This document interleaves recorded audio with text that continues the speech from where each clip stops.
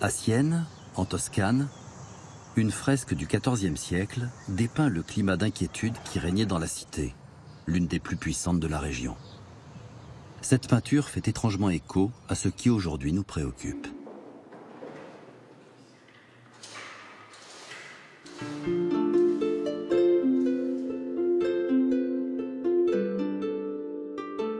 La fresque du Bon Gouvernement fut peinte en 1338 par Ambrogio Lorenzetti, un peintre reconnu et estimé, considéré à l'époque comme un maître dans l'art de la perspective. Il mit un an pour achever cette œuvre. Elle avait été commandée par les sages qui dirigeaient la cité pour alerter les citoyens des dangers qu'ils couraient. Car la guerre faisait rage. L'économie était minée par les premières faillites bancaires. Des figures autoritaires faisaient des promesses et leurs idées commençaient à séduire.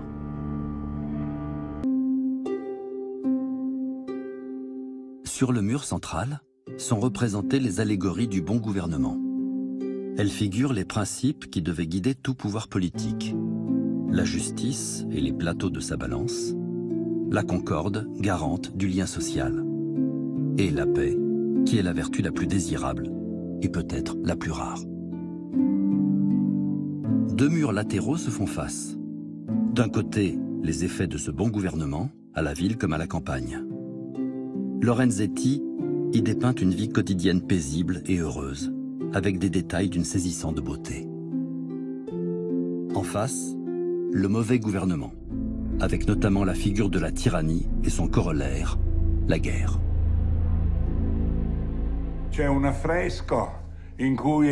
C'est la paix et la guerre qui sont peintes. Ce qui veut dire que l'histoire de cette fresque ne relève pas seulement de l'histoire de l'art.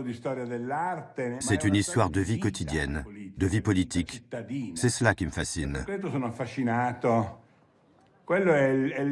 C'est le premier, et c'est resté sans doute le plus important traité politique qui n'ait jamais été écrit.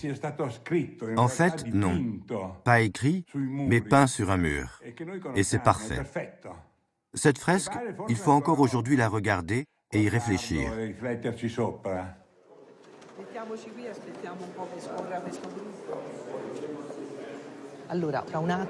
On va se mettre au centre de la salle pour voir un peu ce que tout cela raconte. Ce lieu nous raconte tant de choses. Qu'est-ce que l'on voit ici? On voit la vie dans une cité qui est gouvernée selon le bien commun, c'est-à-dire par un gouvernement qui pense au bien de tous. Vous aurez évidemment compris la portée de la propagande politique de tout ça. Ici, on voit les mêmes lieux que ceux qui sont montrés dans le bon gouvernement, mais reproduits en négatif. Les campagnes sont abandonnées, les arbres morts. Et qu'est-ce qui vole au-dessus de la campagne? La figure de Timor. Elle représente l'effroi. C'est une femme ébouriffée aux habits lacérés. Elle a l'air diabolique avec ses orbites creuses. En fait, c'est une morte. Il y a une troupe de mercenaires. Des soldats sont en train de tout dévaster. Ils viennent de mettre le feu à un village. À Sienne, le palais communal sur la place du Campo est quasiment identique aujourd'hui à ce qu'il était hier. C'était le siège du gouvernement. La cité était dirigée par un conseil de 9 citoyens remplacés tous les 2 mois. La rotation du pouvoir empêchait l'enracinement d'une oligarchie. Les citoyens ne voulaient pas de chef.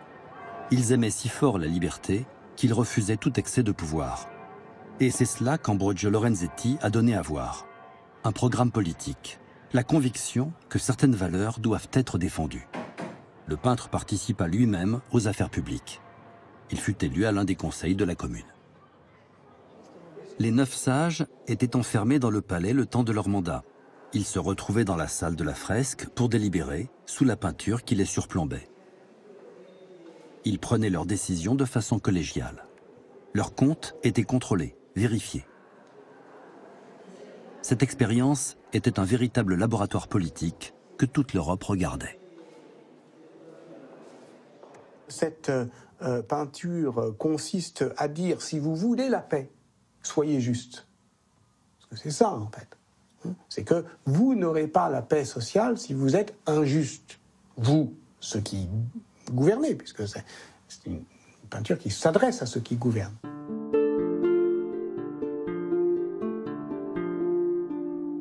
Moralisation de la vie politique, intense participation des citoyens, ouverture progressive à différentes classes sociales, ces traits de l'Italie communale du Moyen-Âge nous semblent très modernes aujourd'hui. Ils sont symbolisés dans la fresque par une corde qui court tout le long, passant d'un mur à l'autre. La corde descend de la balance de la justice. Il faut la suivre pour comprendre la politique du bon gouvernement. Car la corde mène à la figure du vieil homme barbu qui représente le bien commun. Dit avec les mots d'aujourd'hui, c'est l'intérêt général qui devrait être le fondement de nos sociétés. Car à l'autre bout, il y a ces condamnés à mort qui sont enchaînés. On tient aussi en laisse des gens avec une corde. Sur la partie mauvaise de la fresque, on voit une justice en laisse. C'est une femme. C'est une femme. Et c'est une femme outragée. Et elle est ligotée. Et donc, c'est la justice entravée. Bon, voilà. La fresque reflète la situation que connaît Sienne à l'époque. C'est encore une période de croissance et de développement, mais la peur que tout cela se termine pousse le gouvernement de Sienne à passer commande de la fresque du bon gouvernement, avec ce bien commun. Je ne réussis pas à percevoir dans la partie centrale de la fresque un sentiment de paix, de bien-être, de joie. Les différentes vertus sont assises sur un divan, l'air fier. Parmi elles, il y a la paix, mais celle-ci n'est pas assise comme les autres, qui ressemblent à des vieilles tantes. La paix, au contraire, se tient comme cela, dans une position lascive. Elle est mélancolique, selon moi. Elle est en position d'attente. Elle attend. Elle tient un rameau d'olivier. Elle est habillée de blanc avec une couronne tressée. Elle est aux aguets. Et non loin repose son armure, prête à être endossée au cas où il faudrait répondre à une attaque. Elle représente la paix, mais elle doit être prête pour la guerre. Il est certain que les armes reviendront. La seule incertitude, c'est quand et d'où viendra l'attaque. Voilà le doute. La paix lui tourne le dos, mais elle a bien vu le tyran qui se trouve sur le mur mitoyen. Est-ce donc lui, l'ennemi qui menace la démocratie? Est-ce là la figure de la peur que l'on cherche à saisir? Il a le regard torve, son allure n'est guère engageante. Il a une gueule davantage qu'un visage. Je pense que Lorenzetti a démasqué la tyrannie.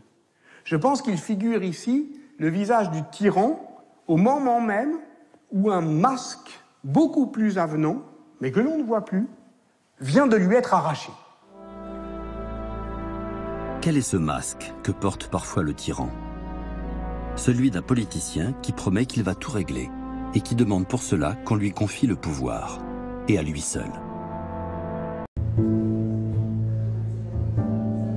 Le mur ne protège de rien. La commune de Sienne l'avait bien compris. Le mur de la fresque se franchit. Il est situé du côté du bon gouvernement. On voit l'échange paisible des personnes et des biens. On circule en toute liberté. On se croise de part et d'autre de l'enceinte. La ville et la campagne forment un ensemble harmonieux.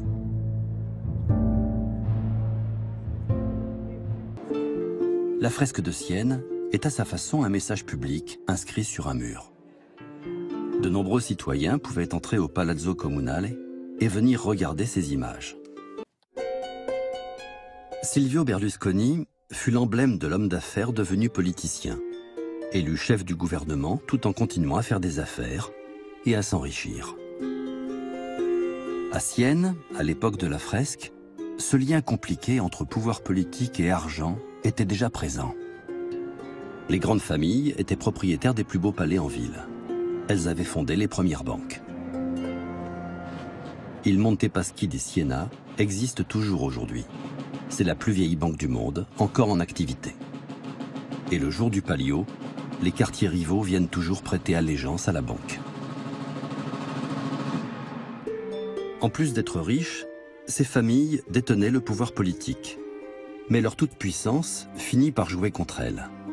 La commune de Sienne affirmant que la richesse n'autorisait pas à prétendre à plus de liberté et plus de souveraineté. Là-bas, ce n'est pas la classe moyenne, mais les plus riches, des notaires, des banquiers. Ils portent les vêtements les plus élégants, la toute dernière mode. Regardez leurs chaussures, regardez leurs chapeaux.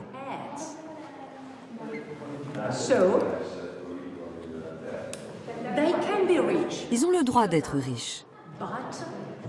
Mais en échange, ils doivent faire quelque chose.